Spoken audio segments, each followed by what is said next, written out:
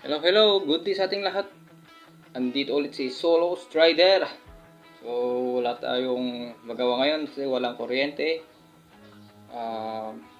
So, binabalak ko yung 5K run o yung 30 minutes run. So, mamaya ako tatakbo. Depende kung ano yung sitwasyon sa weather kasi nga maulan. So, ang ginagawa ko ngayon yung resistance training ko ngayon. Naka isang set na ako. So, yung unang gagawin ko dun yung isang set na regular push-up sana yun. Kaya lang, knuckle push-up yung ginagawa ko kasi nga yung disgrasya ko, may injury ako dito. Hindi ko siya matilt ng masakit. Kaya ang ginagawa ko, knuckle push-up. Push-up. At yung pangalawa, yung squat. Tsaka plank. 150 count. Bala ka kung mabilis o mabagal, basta 150 counts yun. So nakaisang 1 set na ako doon. So 3 set ang ginagawa ko.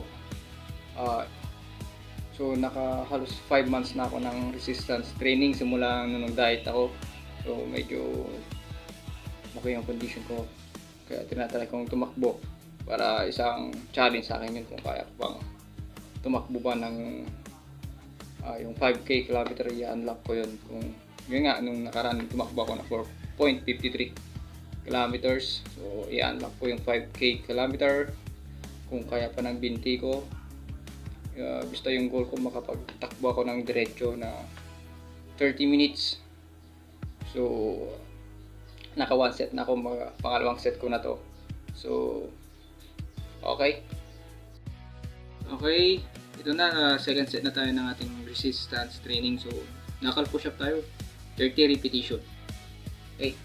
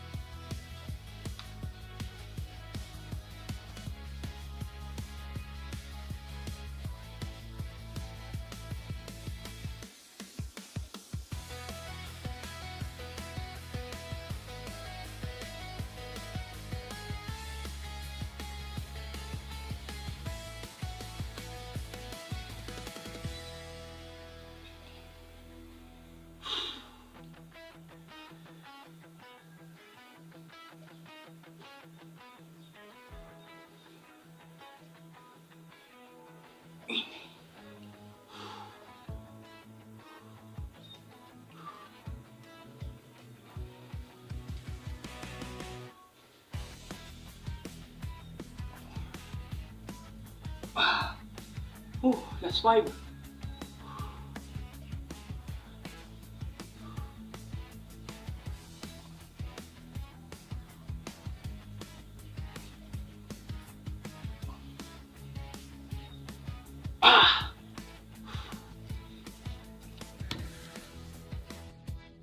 Okay, so yun, natapos ko na yung push-up ko, knuckle push-up.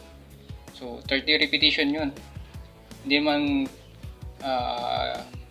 laging madami. So bago ko nag-start ng push-up, knuckle push-up, nakaka 5 lang ako, nakakalimang push-up lang ako kasi nga overweight ako hanggang sa yun nga, progressive overload.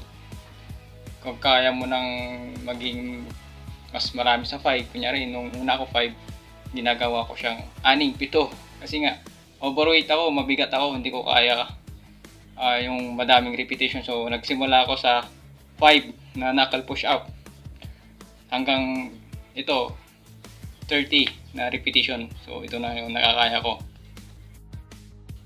Okay, squat naman tayo. 30 repetition din tayo. Let's go! Okay, squat tayo, 30 repetition.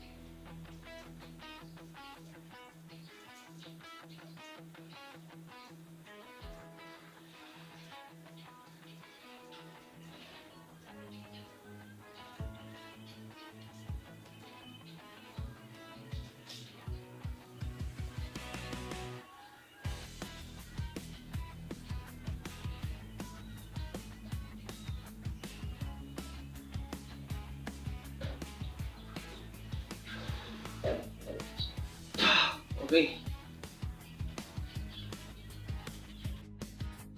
Kapagod. So, tapos na yung ating squat. So, 3 repetition din na rin yun. Hindi pala, second repetition pa lang nagawa ko. Pero, nakaka 3 set ako. Okay. So, bago ko simulan yung next na exercise ko, yung plank. Nagpapahinga ako ng 2 to 3 minutes. Minsan, nakakaabot ako ng 5 minutes. So, pahinga lang saglit. Okay, so yun, nakapagpahinga tayo, nakapagpahinga na ako, so susunod na yung last na exercise ko, yung plank, 150 counts. Let's go! 150 counts, plank position.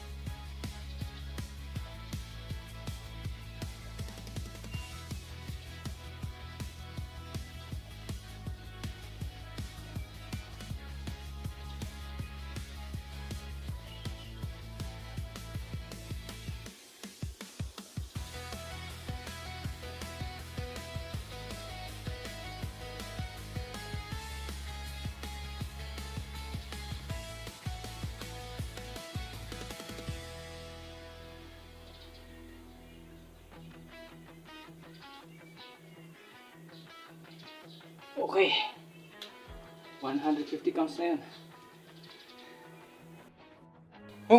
Kapagod.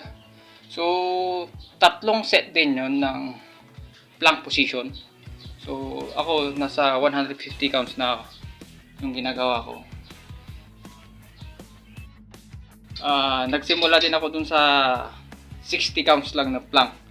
Nahirapan din ako nung una. Kasi siyempre nga, sabi ko nga, overweight. At ngayon, 150 counts na ako. So, yun lang ang ginagawa kong resistance training. Yung knuckle push up, squat, saka yung plank position. So, hanggang ngayon, yun pa rin ginagawa ko. 3 set. Nag-start ako sa mababa hanggang sa yung tinatawag na progressive overload na pataas ng pataas. Okay, tapos ko na yung 3 set ng aking resistance exercise. Yung knuckle push up, 3 set yun na 30 repetition. Yung squat, 30 repetition din na 3 sets. At yung panguli, yung plank position na 150 counts, 3 sets. So, i-upload ko sa aking YouTube channel, The Solo Strider. At dito rin, siyempre, sa mga kaibigan natin dyan, sa mga nanonood, sa mga na-inspire ko dyan na mag-fitness, from overweight to normal weight. So, sana magsimula din mag-exercise. Hindi naman mahirap pumayat kung talagang gusto mo. Ang kailangan mo lang ay simulan at disiplina para yung goal mo magawa mo. So hanggang dito na lang. The Solo Strider is out.